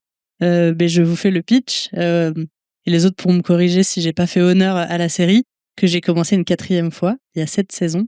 Mais en vrai, la première saison suffit pour capter l'essence du truc. C'est une série qui est actuellement disponible sur Netflix. Ça se passe dans les années 50. On suit Don Draper qui est directeur de création. On est à l'intérieur d'une agence de publicité. Et alors, au-delà de voir une espèce de photographie de ce qui se passait dans les années 50 en termes de patriarcat, de culture, de politique, etc., ce qui est assez fascinant quand on est designer et qu'on regarde cette série, c'est que ce qui se passe à l'intérieur de cette agence de pub, ce sont des mécanismes qu'on retrouve tellement dans nos métiers aujourd'hui en entreprise. Et on voit qui sont bons en politique. Don Draper, le personnage principal, est particulièrement fort pour pitcher. Et alors l'histoire je raconte des histoires et j'envoie des paillettes à des clients. Il y a franchement certaines scènes dans la série, ce sont des cas d'école en termes de capacité à pitcher. Mais on voit aussi en background les personnes qui sont un peu manipulatrices, celles qui fonctionnent à l'ego, celles qui vont saboter leur carrière, celles qui vont réussir à être assez fins et assez smart celles qui vont monter les échelons.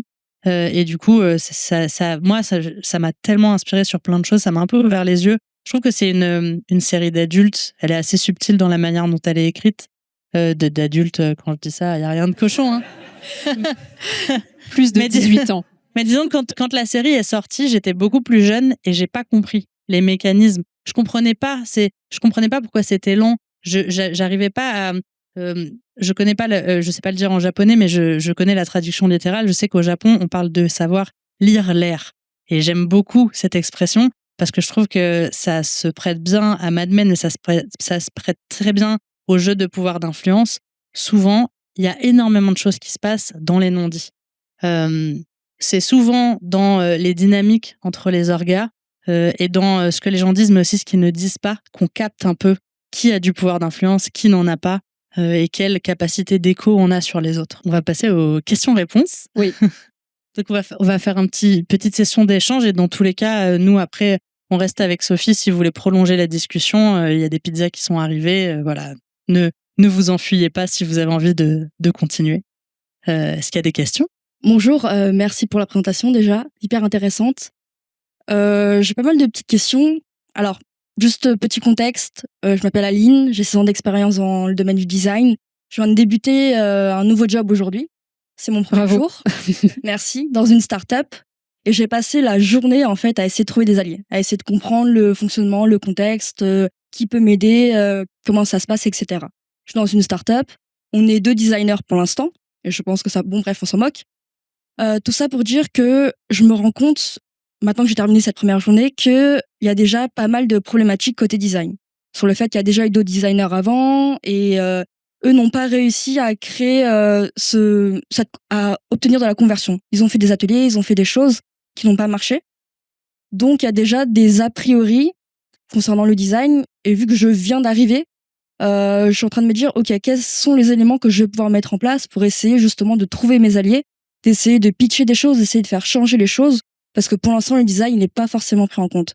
Donc là, je suis encore en train d'y réfléchir, et je suis en train de me dire comment est-ce que je peux faire pour essayer de donner envie aux gens de comprendre que notre métier, il est hyper important, et que c'est en déplaçant des petites pièces au fur et à mesure qu'on va réussir à atteindre un gros projet, parce que évidemment, tout le monde s'attend à ce que tout soit déjà fait directement et qu'on prenne 2 heures à le faire, quoi. Et du coup, ma question, c'est plutôt comment réussir, alors qu'il y a déjà eu des a priori, déjà des déceptions sur le design, comment réussir à la faire comprendre que moi, en tant que nouvelle personne, bah, je peux apporter du changement, je peux en fait me différencier des autres qui sont passés avant moi et essayer de faire améliorer les produits et les différents projets. Alors, déjà, bravo de te poser toutes ces questions au bout d'une journée. C'est top. Bravo d'être déjà en train de chercher des alliances. Moi, j'ai envie de te répondre un truc, c'est show don't tell. C'est-à-dire, tu peux faire des exposés pour expliquer à quel point le design, c'est super et c'est important, etc. C'est en faisant des choses que la démonstration, elle va être limpide pour les personnes qui travaillent avec toi. Donc, donne-toi le temps. Essaie de trouver une opportunité de démontrer ça à travers un exemple concret, un petit win, quelque chose, et engouffre-toi là-dedans. C'est exactement ce que Léa disait sur des petites victoires. Tu peux pas leur faire changer de lunettes sur le design du jour au lendemain et sans qu'ils aient la preuve par A plus B de ce que tu essayes de démontrer, en fait. Et voilà, il y a eu de la casse avant que tu arrives. Et t'ont recruté, j'imagine qu'il y a une bonne raison aussi, c'est qu'ils se disent que ça sera mieux. Donc, accorde-leur le bénéfice du doute. Et puis, à partir de là, tu vas pouvoir commencer à construire des trucs intéressants, je pense. Je sais pas si Léa, tu veux ajouter quelque chose ? Moi, je pense que si j'étais à ta place, donc faisons ce que tu veux, hein, et des fois je me trompe, donc mais j'ai pas la réponse. Et d'ailleurs dans le groupe, si jamais il y a des gens qui veulent réagir sur des questions, franchement, on le fait en mode open discussion. Ok, je finis mon conseil qui vaudra ce qu'il vaudra, mais je te passe le micro. Mais je pense que moi, si j'étais à ta place, j'aurais commencé par observer. Je me serais pas jetée sur mettre en place des choses. Parce que j'ai l'impression que, vu qu'il y a un historique et que ça concerne toute la boîte, tu risques de cramer toute ton énergie à essayer d'évangéliser tout le monde. Je pense que j'aurais pris un petit temps d'observation pour me dire, c'est quoi le petit truc que je peux faire qui va déjà me faire gagner un peu des points pour juste démontrer que, en fait, les designers, peut-être qu'ils peuvent apporter de la valeur. Comme ça, tu c'est peut-être problématique ce que je vais dire, mais moi j'adore le MMA, j'adore les sports de combat. Et souvent, ouais, ouais, j'aime beaucoup ça. Et en MMA, souvent, quand il y a des combats, ce que j'aime dans ce sport, en fait, c'est que tu as des revirements de situation et tu t'y attends pas. Et souvent, le combattant où tu as l'impression qu'il va gagner, en fait, il se fait renverser d'un coup et se fait cartonner parce que, en général, les combattants qui sont plus aguerris, ils vont laisser l'autre s'épuiser. Ils vont le laisser sortir tout son jeu et puis ils vont attendre juste la bonne petite ouverture et ils vont sortir le coup fatal qui va leur faire gagner le combat. Et je pense que il y a un peu de ça quand t'es petit, dans le sens où vous êtes que 2 designers face à une orga, face à un contexte qui est pas facile, tu pourrais vite cramer toute ton énergie, t'épuiser, et puis en fait, au final, carrément perdre cet enthousiasme que t'as. Et là, on sent que t'as la niaque, t'arrives, t'es toute fraîche là, t'es prête à, tu vois, en découdre. En fait, ça va s'essouffler à un moment donné, donc t'as intérêt à cultiver un peu ce feu que t'as en toi et de bien choisir là où tu vas aller l'utiliser. Juste compléter, il y a un très bon bouquin qui s'appelle 90 jours pour. Ouais, je te fais pour la. Bonjour. Il y a un très bon livre qui s'appelle 90 jours pour réussir sa prise de poste, qui est très bien, qui est en 10 étapes. Et je pense que quand on commence un poste, il faut prendre le temps, comme tu le disais, d'observer, d'aller rencontrer les gens, prendre des cafés avec eux. C'est notre métier, on le fait avec nos utilisateurs. Il faut le faire aussi en entreprise, en interne. Et après, tu vas pouvoir justement avoir plus d'insights sur qui peut t'apporter de l'aide, avec qui tu vas sympathiser, et ça va venir tout seul. Du coup, après, tu vas te cramer. Ça, c'est clair. Moi, Léa, j'avais une question. Tout à l'heure, tu parlais, en gros, Icare. Celui qui veut en faire trop, qui va te brûler les ailes dans une entreprise, ça m'est arrivé. Comment faire pour l'identifier avant justement d'arriver à Icare et de se brûler les ailes? Parce que moi, je suis arrivé jusqu'au niveau du C-level. Ils avaient bien compris tout le système, ils comprenaient bien qu'ils allaient de travers. Mais en fin de compte, je leur ai fait peur. Et à un moment donné, ils m'ont dit bah super, mais en fin de compte, on va rien changer parce que l'organisation, ça va être trop compliqué à changer l'organisation de la boîte. Il y a 2 réponses, je pense. Il y en a une qui est comment tu te crames pas toi en tant que personne. Et là, j'ai une conviction forte là-dessus que je vais te partager. Et après, sur c'est quoi le bon moment, tu vois, c'est quoi les signes qui te montrent que dans cet orga-là, à ce moment-là, ça sert plus à rien d'y aller. Ça, j'ai pas la réponse toute prête. N'hésite pas à rebondir après, Sophie, si t'as des idées. Mais en tout cas, pour avoir fait un burn-out, du coup, j'ai vécu une grosse période d'errance où j'étais en claquette jogging avec mon chien sur le banc en bas de chez moi, pour vous dire au point où maintenant ma chienne continue de s'allonger sur ce banc à chaque fois qu'on passe devant, parce qu'elle a bien intégré qu'on s'assoit et on fait rien. Donc vraiment, je suis passée par cette phase où je me suis, j'ai explosé en plein vol. Et j'en ai tiré quelques apprentissages et quelques convictions. Et il y en a une qui est la joie. Je pense que à partir du moment où tu ne ressens plus de joie, c'est que c'est déjà un signal fort. La souffrance, je vois ça un peu comme des voyants sur le tableau de bord. Quand tu commences à voir flou, avoir mal au dos, mal au bide, sentir que t'as pas envie d'y aller, que les nuits, tu fais de l'overthinking, c'est un peu... quand tu sens là que t'es pas bien dans ton corps et tout, c'est déjà des signaux de attention, mais potentiellement tu peux encore rouler quelques kilomètres, tu vois. Quand tu perds la joie, je vois ça comme une boussole. Ce truc qui réveille un peu, ces trucs où tu peux rentrer dans le flow, tu t'es en train de faire ton taf, quelle que soit la tâche que t'es en train de faire, mais t'as encore le truc, t'y crois encore, et du coup, même si des fois c'est difficile, t'y vas quand même parce que ça te fait vibrer, tu vois. Quand tu perds ça, c'est un très mauvais signal. Ça veut dire que là, tu commences à rentrer dans un truc un peu toxique vis-à-vis de la boîte dans laquelle t'es. Moi, en tout cas, aujourd'hui, je sais que c'est devenu un peu ma règle. Et j'ai eu cette épiphanie en discutant avec Édouard Vautier, qui est chez Dust aujourd'hui, mais qui était chez Alan avant. Il a créé l'équipe design chez Alan.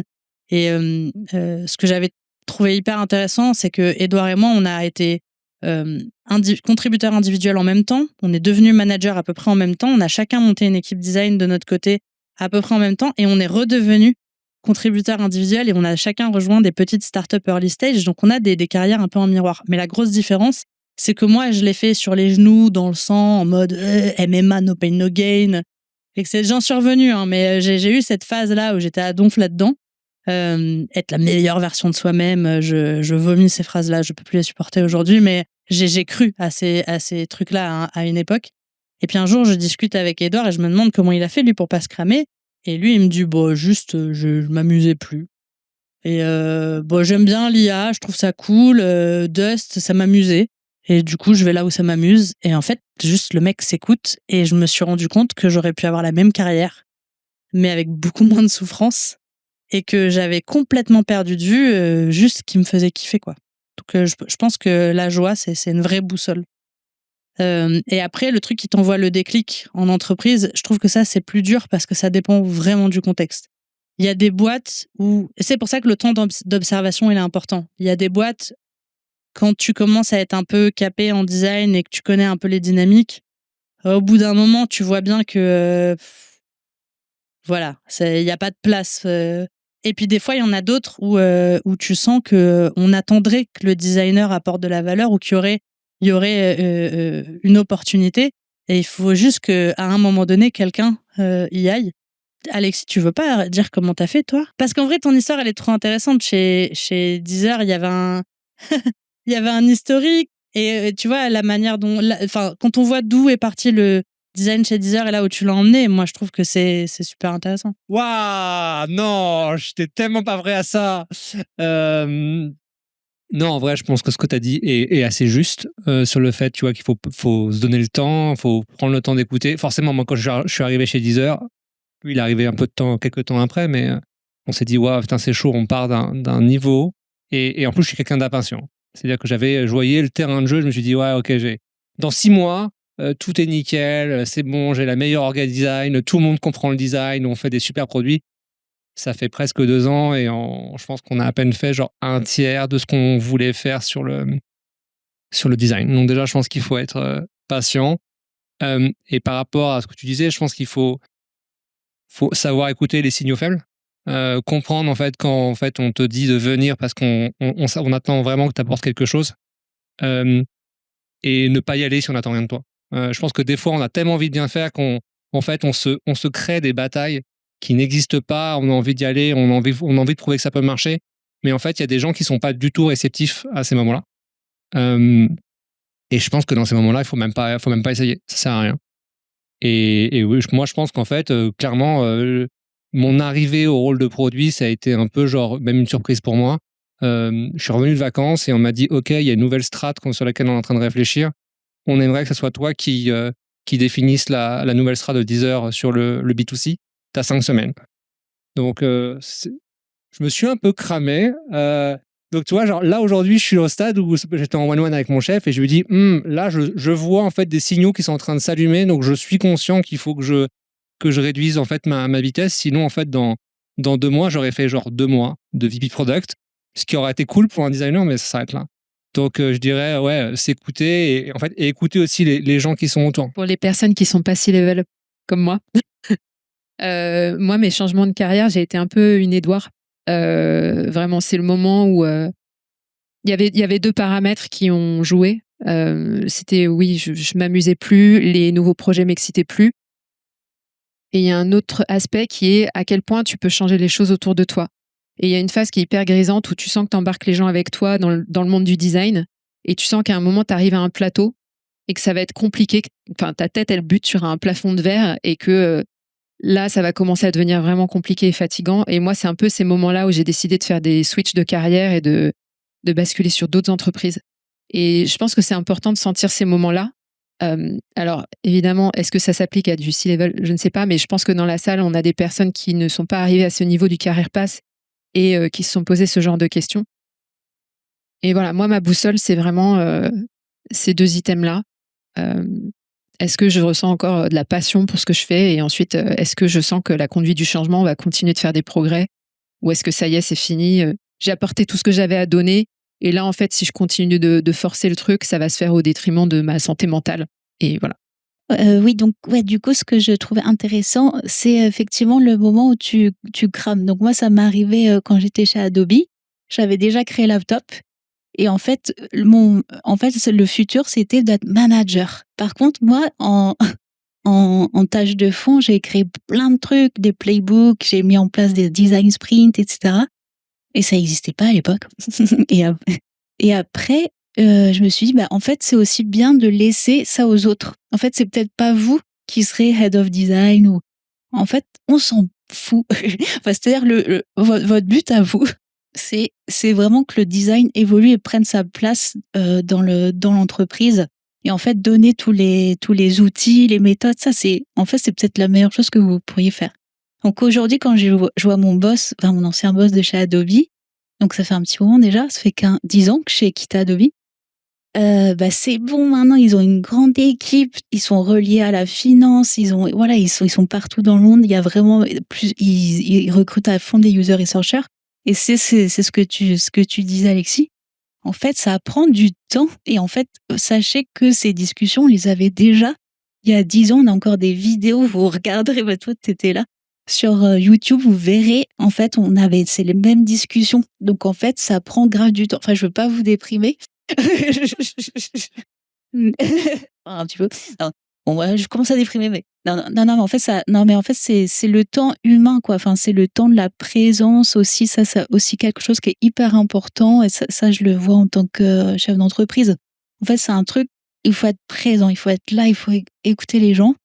Et en fait, effectivement, nous, designers, évidemment, nous, on a des idées, on voit comment on va les réaliser. En fait, c'est notre boulot. Mais la réalité, la vie, elle est pas du tout comme ça. Donc, donc soyons patients et c'est ça qui sauvera le monde. Et oui. Mais alors, donc là, ouais, ça, donc l'écoute aussi. Alors ça aussi, j'ai bien aimé ce que tu disais. Ça, c'est un vrai truc. C'est écouter. Enfin, c'est un peu c'est-à-dire écouter les gens. Vraiment, prenez cette place pour écouter les gens. En fait, ça prend vachement de la place. En fait, vous verrez que les gens aiment être écoutés. Et donc ça, quand vous prendrez position, ça fera super mouche. Mais par contre, il faudra toujours bien prendre en considération qui est votre vrai client auprès de la personne à qui vous parlez. C'est-à-dire je pense que vous commencerez à travailler là-dessus. Mais en fait, votre client final, c'est les utilisateurs, etc. Mais ça ne veut rien dire en soi. C'est-à-dire que ça reste quand même très, très abstrait. Par contre, quand vous présentez ce que vous avez à présenter, en fait, vous travaillez pour un commanditaire qui travaille pour un autre commanditaire, qui travaille pour un autre commanditaire. Et donc, c'est vraiment cette approche qu'il faudra vraiment que vous développiez à mort. Parce que vous allez vraiment représenter les utilisateurs, donc les gens. Vous êtes un peu le gardien des besoins, des problèmes des gens. Mais en fait, déjà, votre client, votre commanditaire, il s'en fout. Parce qu'en fait, c'est beaucoup trop abstrait. Et ce qui est pas abstrait pour lui, par contre, c'est les revenus. Enfin, c'est tout ce voilà. C'est tout ce qui fera fonctionner l'entreprise, donc vachement important. Donc, c'est pour ça, n'oubliez pas de chercher, donc dans ton temps de recherche, essaie de comprendre qui est le vrai client. Tu vois, qui est-ce qui décide dans la boîte. Et donc c'est vrai que j'ai toujours travaillé pour des gros bidules, des grosses institutions, des grosses boîtes. Non mais c'est vrai, c'est l'enfer. Parce que du coup, tu prends 3000 ans à comprendre pour qui tu travailles. Puis au final, quand tu arrives devant le VP, tu fais ah putain, on fait ça pour ça. Non, en fait, du coup, c'est aussi pour ça que je suis partie de chez Adobe. Parce qu'en fait, quand j'ai vu pourquoi je travaillais vraiment, je suis ah non, c'était pas du tout mon idéal. Donc c'est pour ça, faut aller chercher loin en fait pour qui vous travaillez. Et donc, dernière chose, c'est pour toi Yann. Oui, en fait, ça aussi, c'est un point quand vous travaillez pour une grosse boîte. C'est qu'en général, quand on vous fait travailler sur du produit, sur des améliorations, des refontes, des nouvelles fonctionnalités, en fait, vous travaillez pour améliorer les process, l'organisation. C'est pas pour faire des trucs mieux pour vos clients. Enfin, c'est vraiment parce qu'il y a des dysfonctionnements de ouf. Ouais, en fait, c'est ça qui est compliqué. C'est qu'en fait, vous travaillez toujours pour le système, pour les process, pour l'organisation. Et le produit va être la finalité. Donc, c'est pour ça qu'il faut aller tout de suite voir direct les gens qui travaillent dans l'organisation, donc les SI et les RH et le légal, etc. c'est vos vrais clients en fait. Et ça, je vous laisse méditer. Bon, voilà. D'accord, bon, merci beaucoup. C'est une variation un peu sur tout ce qui a été dit. Donc, merci à toutes et tous qui ont participé aussi dans vos partages. Donc, c'est plutôt des questions de early stage startup, justement. Donc, t'as tout bien fait. Au point de participer à la strat, t'es au board. Et là, tu te retrouves à un moment donné, tu vois, qui rejoint un peu la situation d'un passif. C'est que là, tu découvres que tu as un conflit larvé au niveau du board, où le design peut être le juge de paix, ou le bouc émissaire.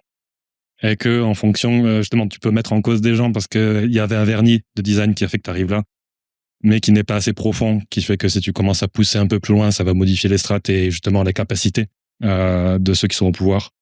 Et donc, du coup, leur ego profond et leur identité, donc ça peut être compliqué. Est-ce que vous avez des feedbacks, des insights en termes de est-ce que ça peut se gérer? Est-ce que ça mérite de se gérer? Est-ce que c'est un red flag immédiat? J'ai l'impression que tu es sur des sables mouvants, sur un fil prêt à rompre à tout moment. Typiquement, en fait, tu fais une startup de produit avec qui est assez jeune en mode early stage. Tu t'évolues, justement, tu es au niveau PM ou product designer qui marque des points. Du coup, tu as de la croissance, tout va bien, tu as des retours utilisateurs super, etc. Au point où, justement, tu commences à grandir un peu, à stratégiser un peu tout ça. Et donc là, tu commences à rejoindre le board. Tu rejoins le board directement.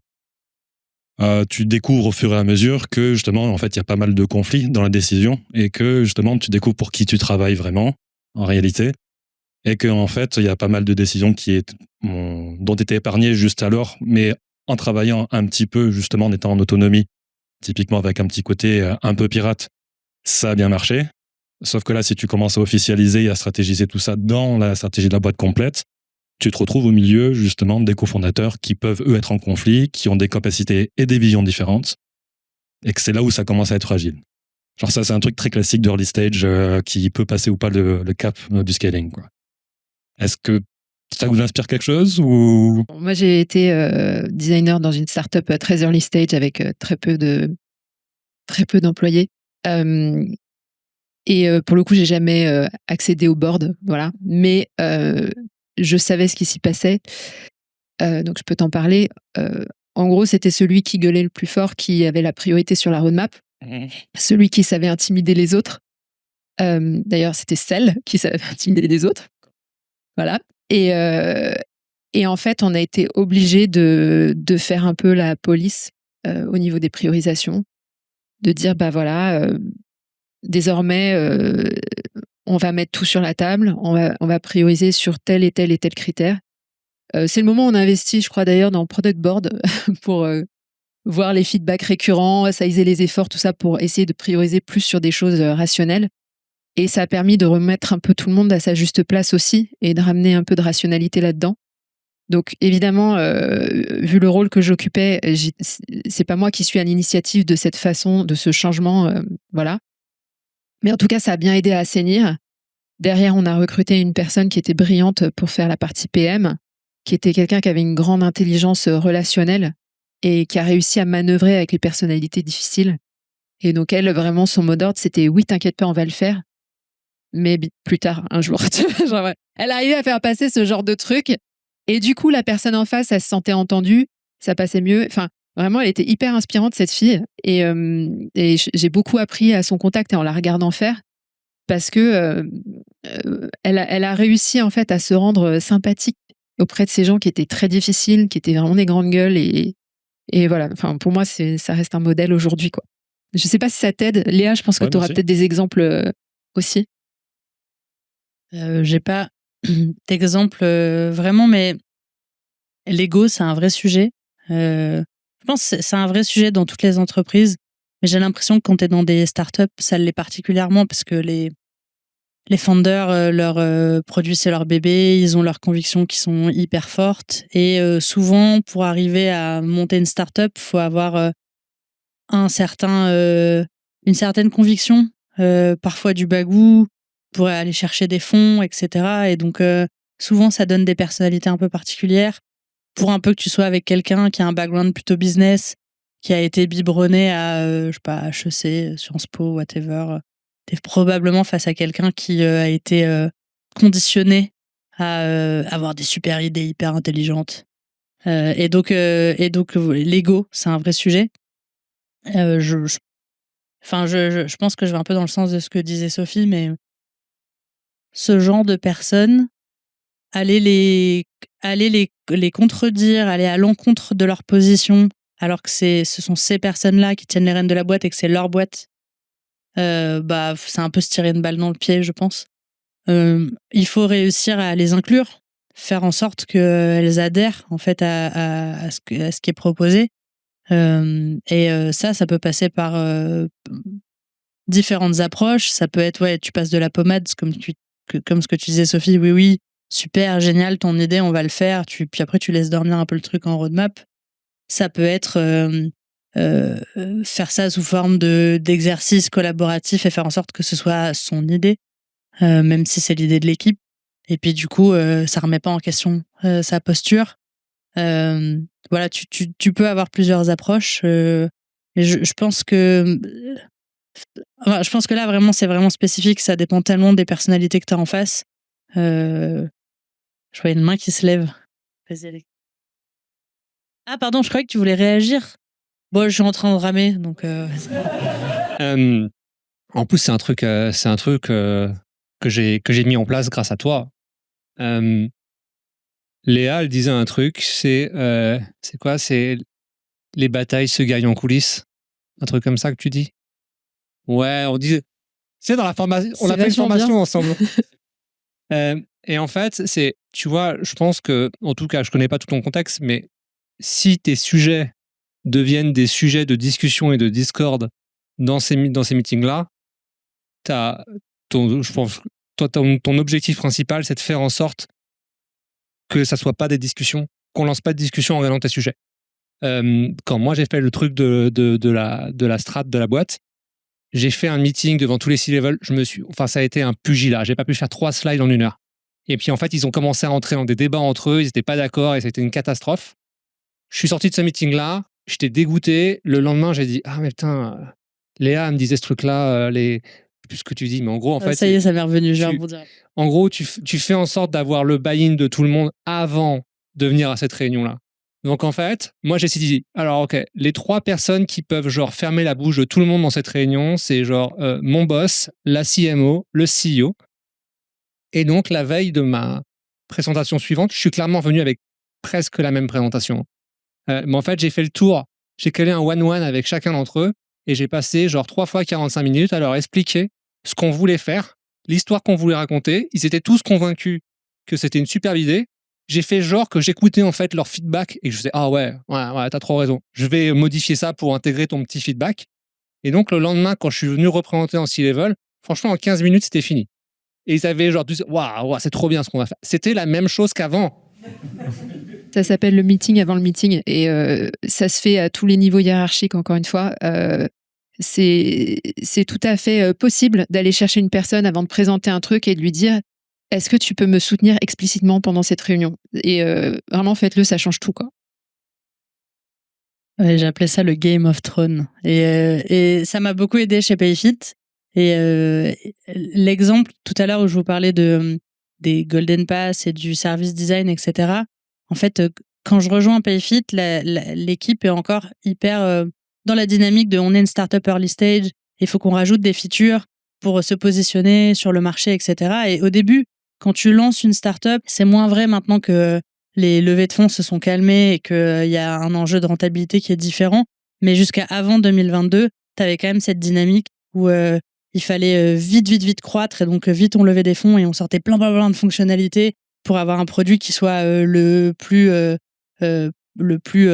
ancré dans le marché possible.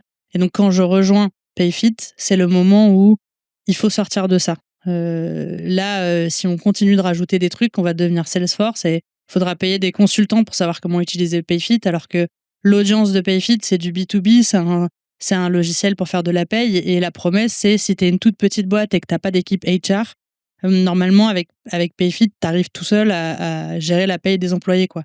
Donc, pour répondre à cette promesse, il faut quand même avoir quelque chose qui reste assez simple, assez sobre. Et en fait, en étant dans cette dynamique de tout le temps rajouter des nouvelles features, je trouvais qu'on commençait un peu à se perdre en chemin. C'est-à-dire qu'on perdait de vue un peu le cœur du réacteur. on avait plein de squads et de tribes qui avaient autant de noms que de nouvelles features qu'on voulait sortir. Et après, on avait une équipe fondation dans laquelle c'était un peu le fourre-tout de toutes les fondations du produit. Et le cœur de notre métier qui était la paye, il n'y avait pas une équipe paye, il n'y avait pas une tribe paye, il y avait plein d'équipes qui bossaient sur plein de petits bouts de la paye. Donc à un moment donné, je me suis dit, il y a vraiment un truc qui va pas entre la manière dont on pense nos roadmaps, la manière dont on fait notre produit, versus ce qui apporte vraiment de la valeur aux gens. Mais en fait, ça remet en question tout. Ça remet en question les roadmaps, ça remet en question l'organisation, ça remet en question les scopes des équipes. 350 personnes dans l'équipe si tu mets produit, design et dev ensemble et product builder. Donc, je me dis comment je fais. Et en fait, si j'allais pitcher ça comme ça du jour au lendemain, on allait me dire non. Et donc, en fait, j'ai fait la technique du Game of Thrones. Donc, je suis allée voir chaque personne individuellement, tous les head-off, tous les VP, pour leur dire, tu crois pas que en fait, on se concentre pas sur les expériences cœur, les Golden Pass, nanana. Et puis, je suis pas allée tout de suite pitcher les founders. En fait, j'ai commencé par mes pairs, le VP produit, le VP engineering. Après, je suis allée voir les autres VP, après les autres head-off, après les équipes locales. Et en fait, quand on est arrivé en exercice d'off-site où on pense la roadmap avec tout le monde, bah c'est bon, tout le monde était convaincu, quoi. Et donc, en fait, ces fameux exercices où tu dois pitcher ton idée, c'est pour moi les réunions et les keynotes et les moments où tu dois convaincre, c'est du théâtre. Les dés doivent déjà avoir été jetés en amont, en fait. C'est dans les moments informels que ça se passe. Après, tu arrives et puis tu déroules ta presse, mais ça y est, t'as déjà travaillé. Et ça rejoint un peu ce que tu disais tout à l'heure, Sophie, sur le fait, en tant que designer, de faire un peu son mic drop, là, d'arriver de sa tour d'ivoire et de dire voilà ce sur quoi j'ai bossé pendant 3 mois. Et là, les devs te disent t'es fou, c'est impossible à intégrer n'importe quoi. Et bah voilà, en fait, ça commence par tout ce qui se fait un petit peu en background, là. Et puis après, c'est que de la formalité. Et je reviens un peu sur le terrain pour les personnes qui sont pas dans ces niveaux de hiérarchie. Si vous avez une idée, par exemple, je suis en plein dedans. En ce moment, j'ai une idée qui me tient à cœur et je suis en train d'essayer d'écrire ce brief et de le faire grossir dans la boîte. Bah, comment je m'y prends? Je pose les bases de mon truc, je commence à demander du feedback à mon engineering manager. Il me fait du feedback, j'améliore le truc. Ensuite, je le montre à ma PM. Elle me fait du feedback, j'améliore le truc. Je le montre à ma manager. Elle me fait du feedback, j'améliore le truc.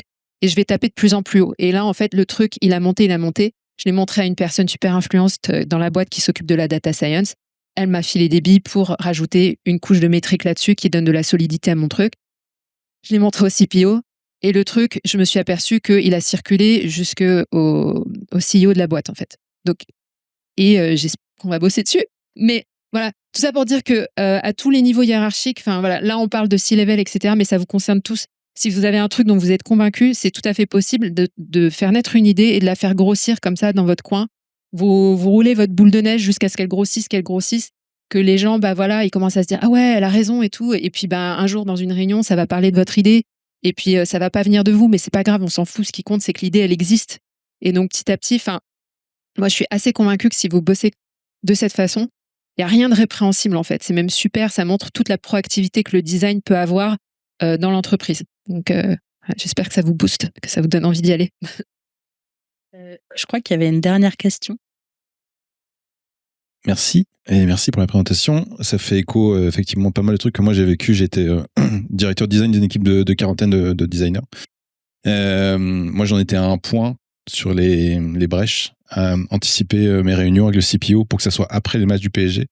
Et en fonction du score, je savais si je pouvais demander des augmentations de salaire ou des trucs financiers ou pas. Donc c'était un niveau quand même qui était...